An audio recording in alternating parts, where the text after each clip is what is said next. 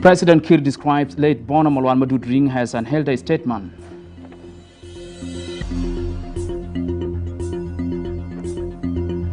Council of States endorses Draft Allocation and Financial Control Commission Bill 2025. And Finance Ministry clarifies tax obligation for donor-funded projects.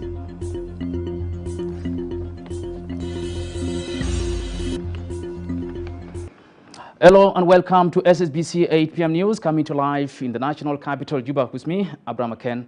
We thank you all for joining us. We begin our news for tonight with presidential decrees.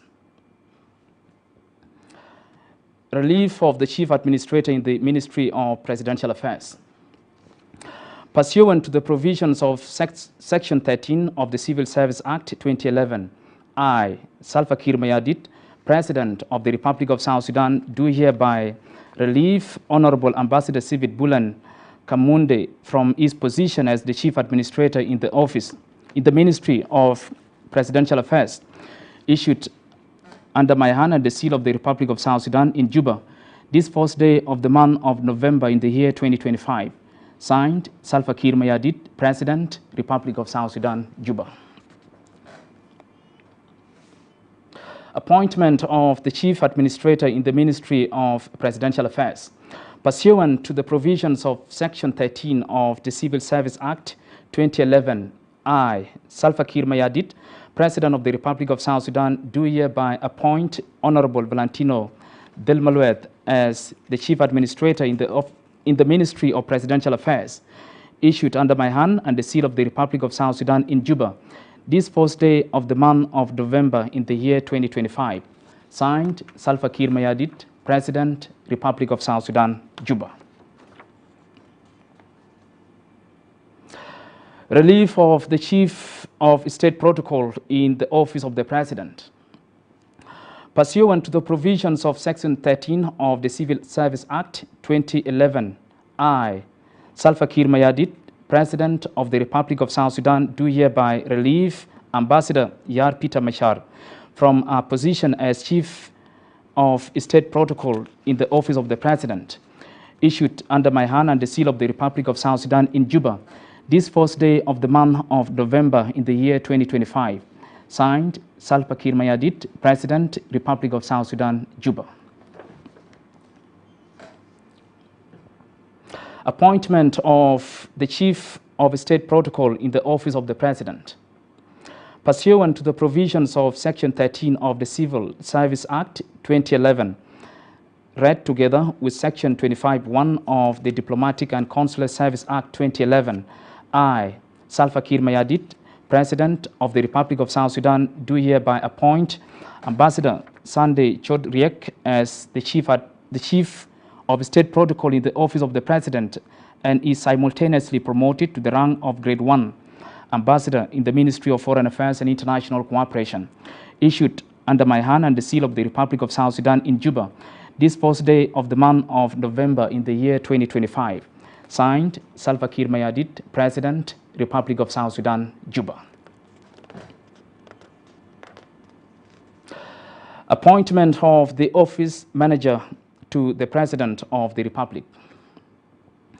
Pursuant to the provisions of Section 13 of the Civil Service Act 2011, I, Salva Kiir Mayardit, President of the Republic of South Sudan, do hereby appoint Ambassador Marina Ayen Grigori as the Office Manager to the President of the Republic, issued under my hand and the seal of the Republic of South Sudan in Juba, this first day of the month of November in the year 2025.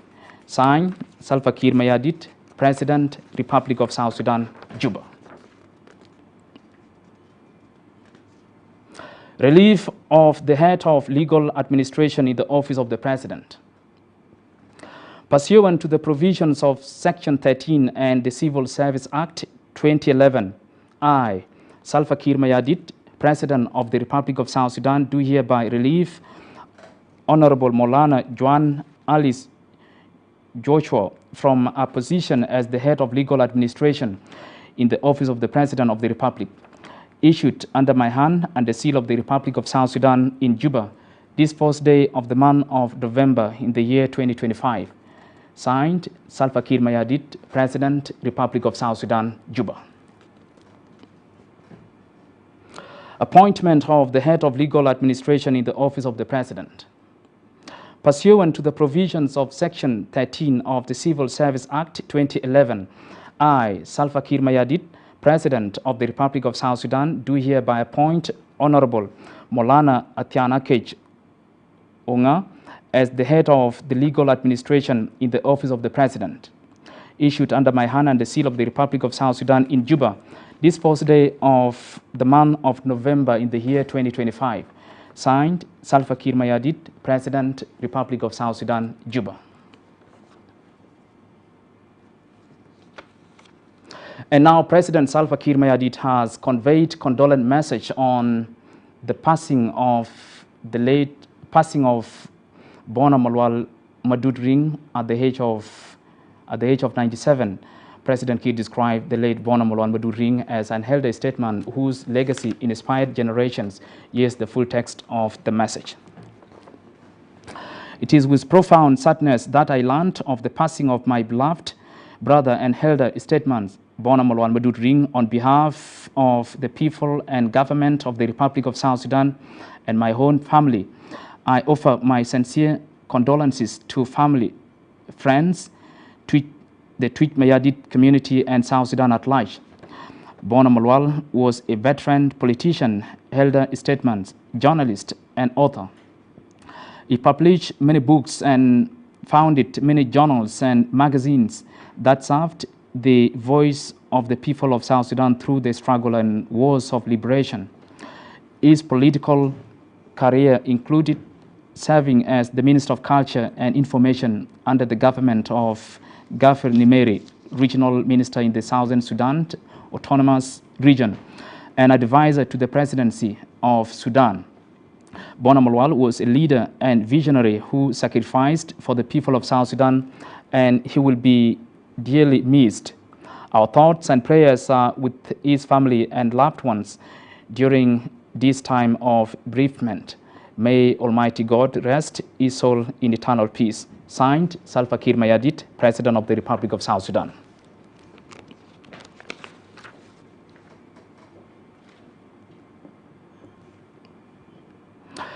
As tribute continue to pour in from across the country, the late Bona Malwal Madudring is being described as a selfless and dedicated man whose positive contribution to the liberation struggle left a lasting impact.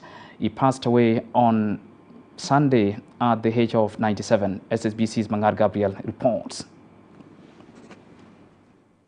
Distinguished South Sudanese journalist and politician Bona Malwal Madudring has died at the age of 97. And the election process in itself is very important because the CPA states that only an elected government in the country will carry out the referendum in 2011.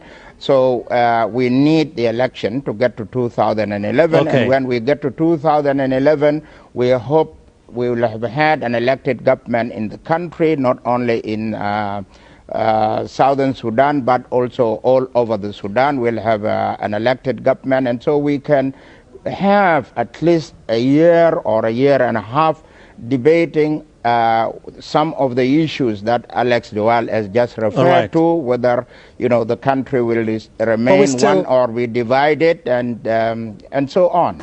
A dedicated proponent of democracy and free expression, he established several important publications and served as Sudan's Minister of Culture and Information, as well as an advisor to President Omar al-Bashir. Malwal was a prominent intellectual who played a significant role in shaping the historical narrative of both Sudan and South Sudan. After South Sudan gained independence in 2011, he continued to offer critical commentary, holding the nation's leaders accountable to the democratic values he had long championed. Dr. Ilia Lemaro and many others have described him as a remarkable leader who profoundly influenced the history of South Sudan and tirelessly advocating for its independence. We are very sad to learn of the death of our senior politician, veteran, self-determinist, passing on suddenly on the 2nd of this month. Bona Malwal, since his youthhood, has always struggled and fought for the cause of the people of South Sudan, for the right of self-determination. Someone we lost, one of the politician who was a journalist, what do you think about him as one of the family? What would you tell to the public? Thank you very much. Bona Malwal Madut is a veteran politician, well known Sudan at large, the original Sudan. He was free of what was being called treason, because he did not treason. He charged the government very strongly, fiercely, and very bravely. He's one of the records in his file. Bona is one of the politicians who will never stand with you with lies. He's a man who will say the truth and will tell you the truth in front of you. You like it or you don't like it. And he was always the one spearheading Southern Sudan point. Mangar Gabriel, SSBC, Juba.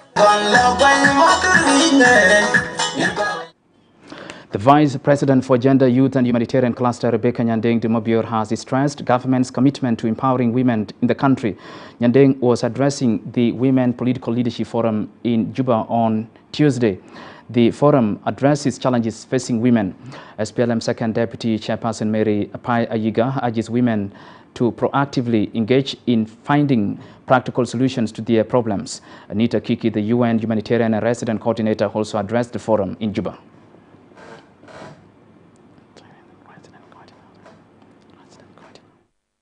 What is good about the women? When it comes about political talk or dialogue, women come together and they sit down and they listen. Unlike before, when we used to pull ourselves down. Now I can see there is a change. We can sit, no quarrel, but because why is that? Because we have seen the devil itself. You are face to face with the devil. That's why you are able to sit down and talk. Before, when some people are doing your things, talking on your behalf, you start to be... I think these are the things that we need to talk on. Because if we don't implement those ideas that we came up with them, I think we will not have the peaceful South Sudan. Climate change. Last year we responded to over 1 million people. The Parliament's sitting, chaired by the Deputy Speaker for Administration and Finance, Awarial Alwong, discussed saving environment from environmental pollution following a presentation by Elizabeth Adut-Mel. During the presentation, Adut highlighted the challenges facing the country, including man-made disaster and the impact of the global climate change. After the deliberation, the August House passed and adopted all recommendations and observations. The Parliament resolved to summon the Ministers of Water Resources and Irrigation, Environment and Forestry, as well as of Health and Juba City Council to answer the queries on the motion.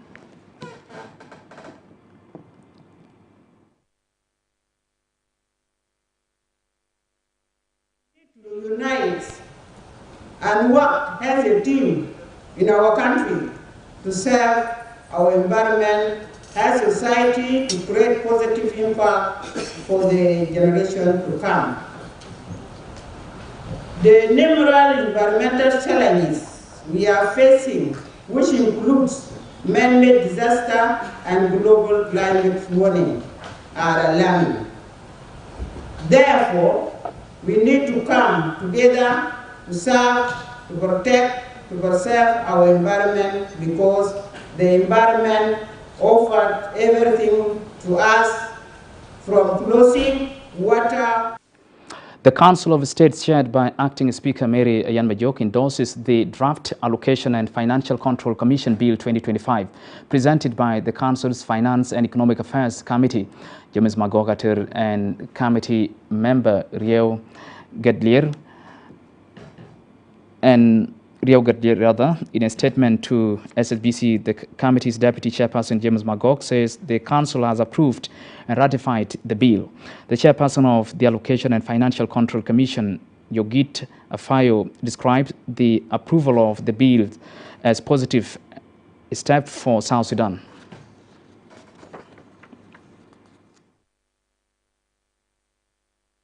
Glad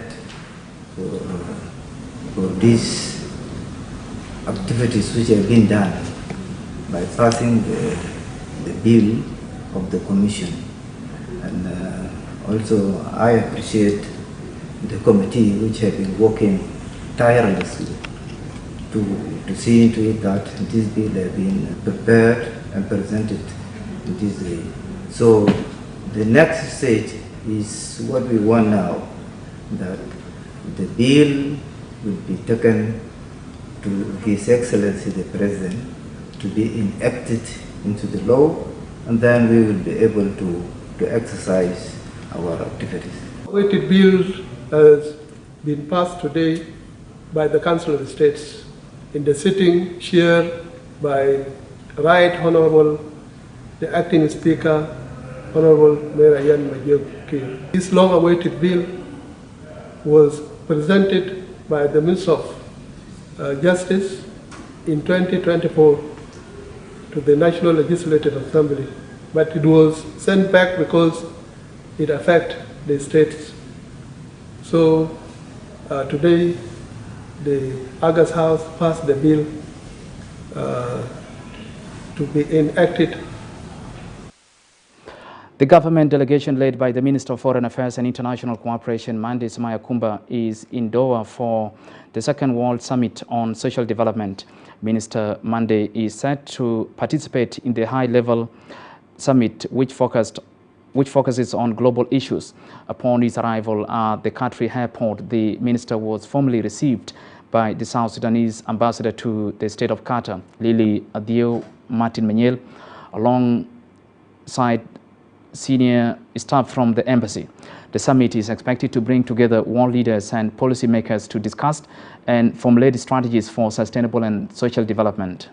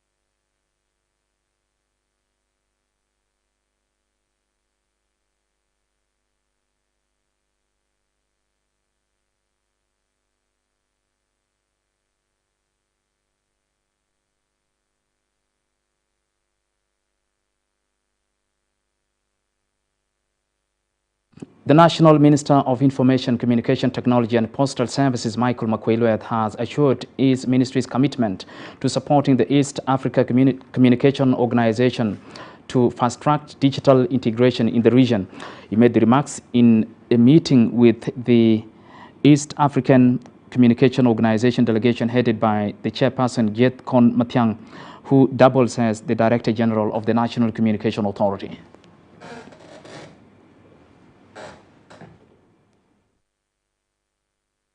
We are visiting today is to make a courtesy visit to the Minister of ICT and also to have a visit with the chairman of IACO, who is the current Director General of NCA. So we are working on programs such as the One Network area, which is a program that eliminates roaming in East Africa region, making calls cheaper in East Africa.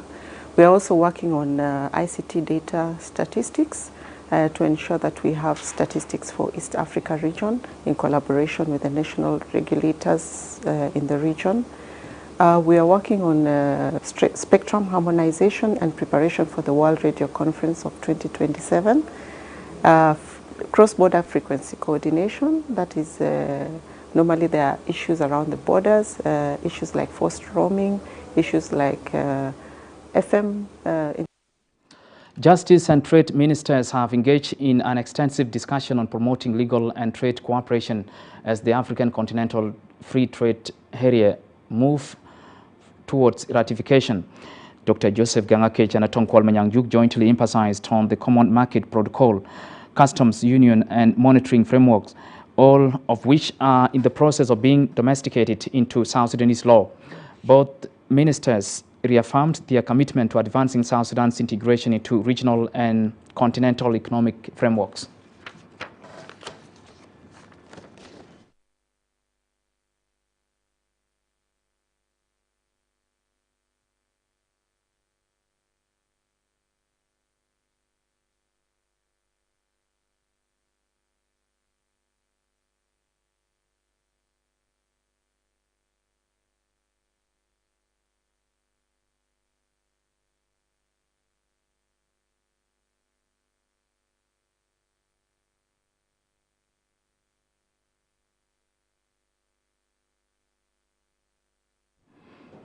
The Governor of the Bank of South Sudan, Dr. Addis Ababa Hoto, and the National Minister of Trade and Industry, Atong Kwalmanyangjuk, have convened to discuss strengthening cooperation in price stability and private sector reforms measures. We will have that story right here after a short break. Please do stay with us.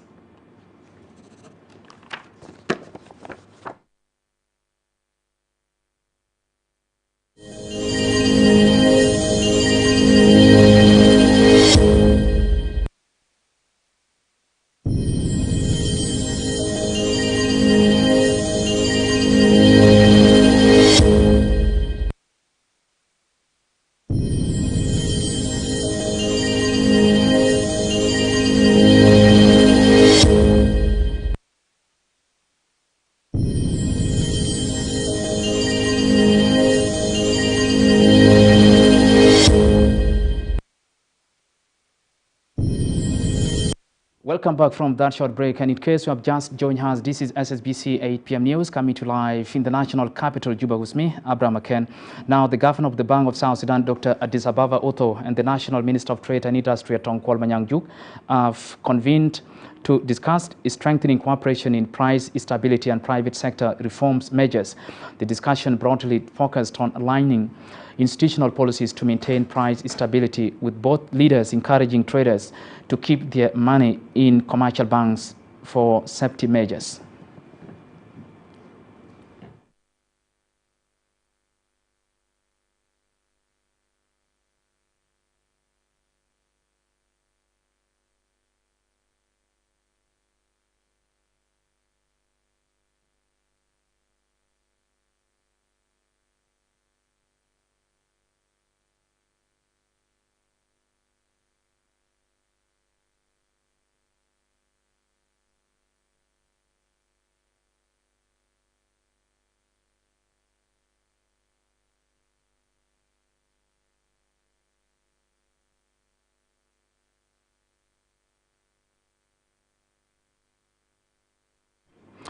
The South Sudan Revenue Authority, in collaboration with the Ministry of Finance and Planning and other stakeholders, held a program focused on withholding tax.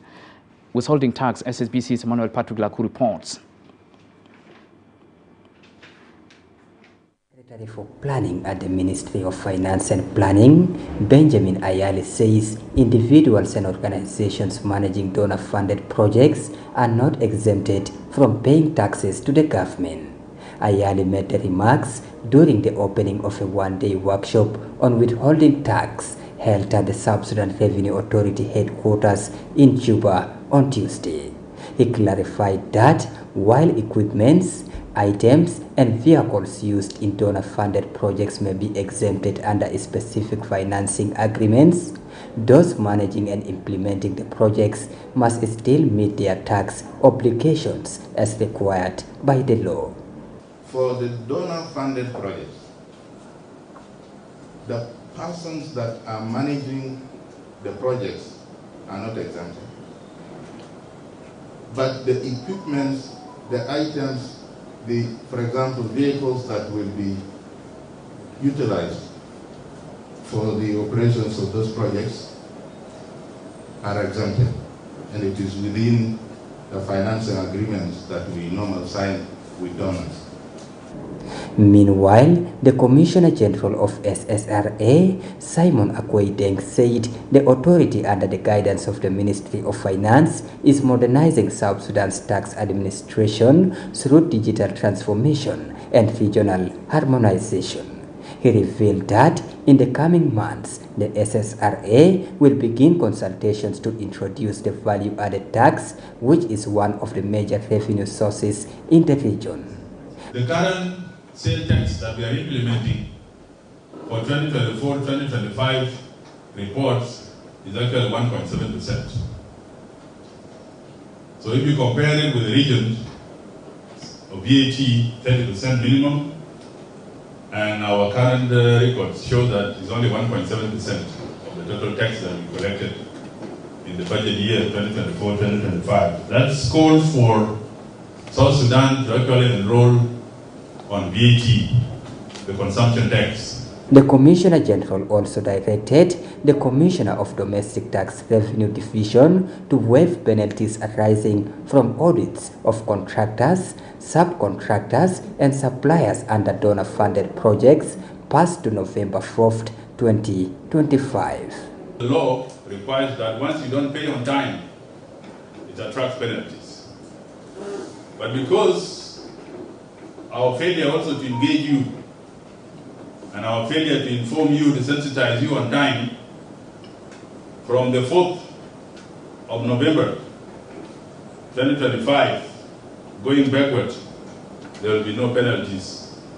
I'll ask you, whatever you have accumulated withholding tax, accumulated tax that you are keeping, please remit it to the government account, and minus the penalties that you are supposed to attract.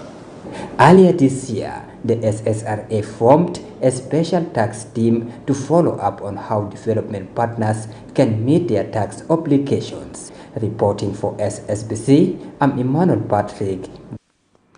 Upper Nile State Governor Jacob Dollar, who doubles as the SPLM chairman, and the SPLM Secretary General Professor Paul Logali Jumi discussed key issues including mobilization efforts ahead of the 2026 general elections. Speaking to the media in Juba on Tuesday, Governor Dollar stated that the discussion focused on strategies to strengthening the party's structure, emphasizing commitment to ensure all party members are united and fully engaged in supporting the SPLM's agenda.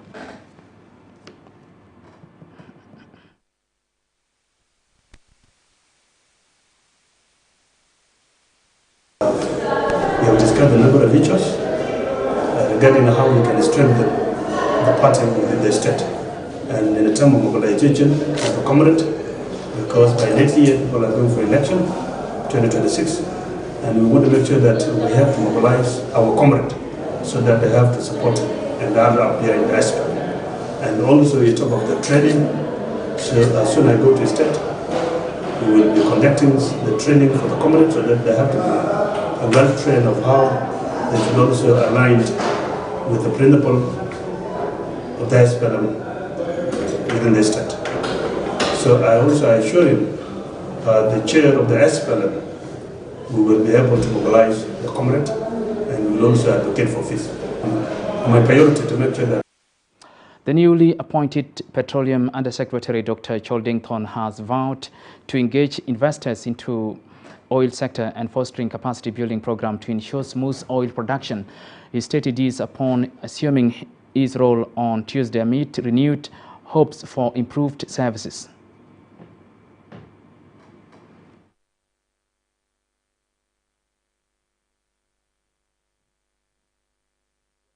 priorities right now would be to address the issue of getting a foreign direct investment in terms of the blocks that are available, so that we also not only go for block B3 and B2, the key issues we were pursuing, which I believe are still as valid as the time I left, is increase of production. Is seeing to it that we have a commercial refinery that is able to cater for the local needs of. The United Nations mission in South Sudan, UNMISS, announces the shutting down of its field office in northern Barghazal state capital, while citing international funding cuts as the reason. The UN team briefed Governor Simon Obermaut, who commended the United Nations for its role in delivering services to the people of South Sudan, and in particular, the people of northern Barghazal state. State Information Minister Gabriel Daniel, in a statement to the press in Awil Town, says the governor has acknowledged UNMISS' role in advancing peace implementation and other developmental initiatives in the state.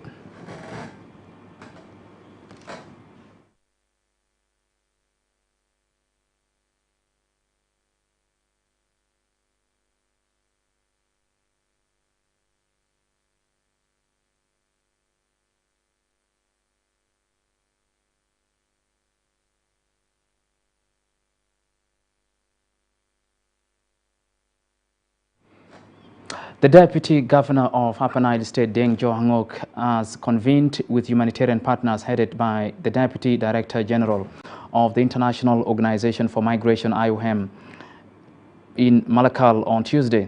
Speaking following the meeting in the capital, Malakal, the State Minister of Local Government and Law Enforcement Agency, Nyanwer William Nguyen, says the meeting discussed the humanitarian situation in the state and is strengthening cooperation to address challenges facing the flood-affected communities, refugees and the returnees.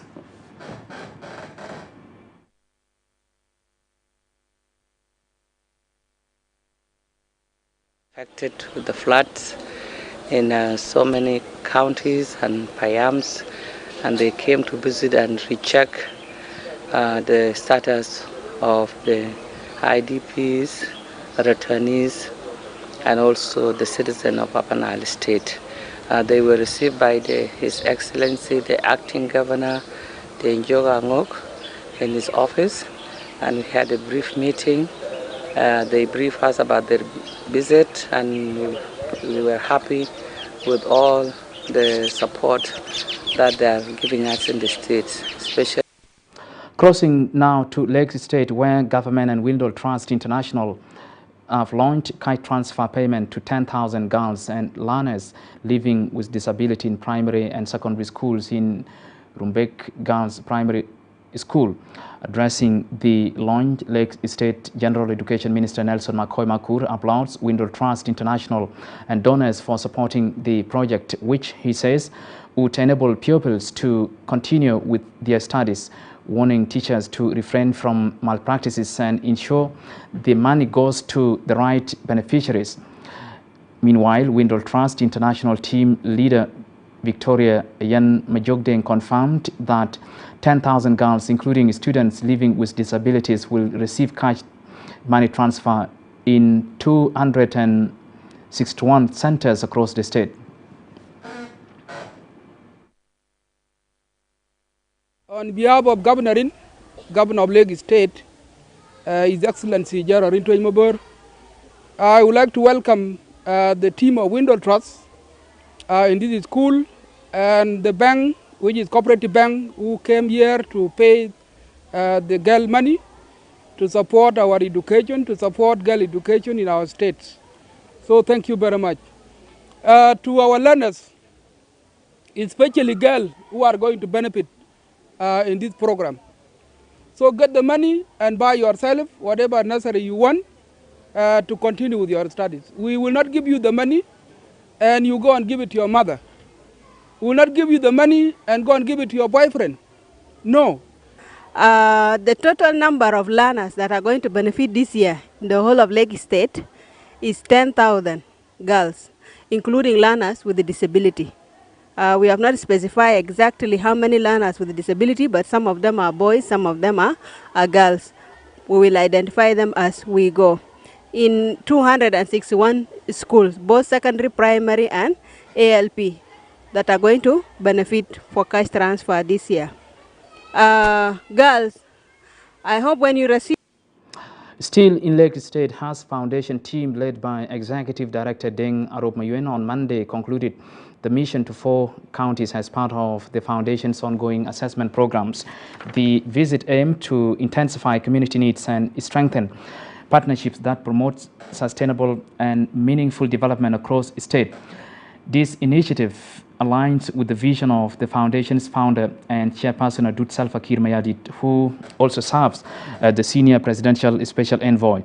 She continues to emphasize that access to clean and safe drinking water, quality health care and education are fundamental to the well-being, dignity and progress of communities across South Sudan.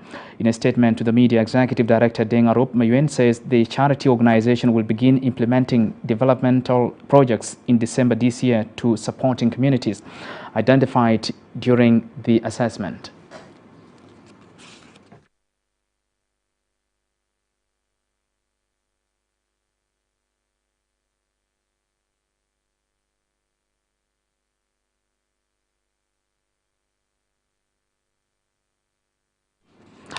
And to Unity State now, where the Bull and Nuer youth have gathered to celebrate the remarkable achievement of Dr. Mut Bolkir, a visionary leader who devoted his time to transforming lives through education and health development. Our correspondent in Bantu, Mayan Riamyok, has the details.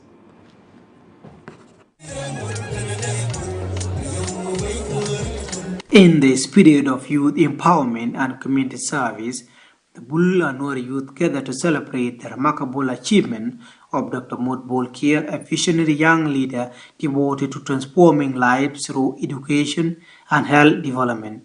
Dr. Mut, who hails from Mayom County, is widely recognized as the first son of Mayom to establish Health Science Institute in county headquarters, an initiative aimed at bringing a medical education closer to young people and reducing the cost and challenge of traveling to Juba for health studies.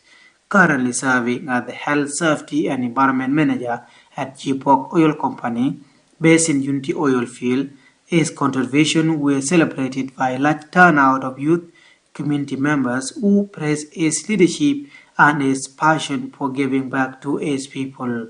In his remark, Dr. Mut expressed heartfelt gratitude to community for the overwhelming show of support and solidarity, reaffirming his dedication to empowering young South Sudanese and advancing access to education and health service. You need to make yourself a potential human being, a potential youth, so that people will see the potentiality, the capability, and the capacity in you. The Dean School of Public Health at the University of Juba, Dr. Nyifio Tong, and the chairman of Bull Youth Union, Tu Nyang, both commended Dr. Mut for his outstanding example of service and encouraged him to continue fostering teamwork and community development. Our young people feel deeply proud because Mut not only represents the future, but he is the present.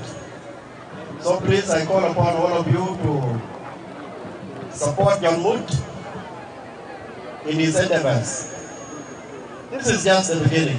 We are celebrating this true kind of human nature. Dr. Mut worked very hard. We use all his skill and all whatever it takes to bring people together. The colorful celebration also reflected appreciation to the national leadership and President Salva Kiir Mayardit for providing opportunities to young South Sudanese leaders. Community members described Dr. Mut, his journey as an inspiring model of what determination, education, and patriotism. Mayariam Yok, SSPC News, Juba. And that story brings us to the end of our news. From me, Abraham Akena, and the whole team here, we thank you all for watching. Bye-bye.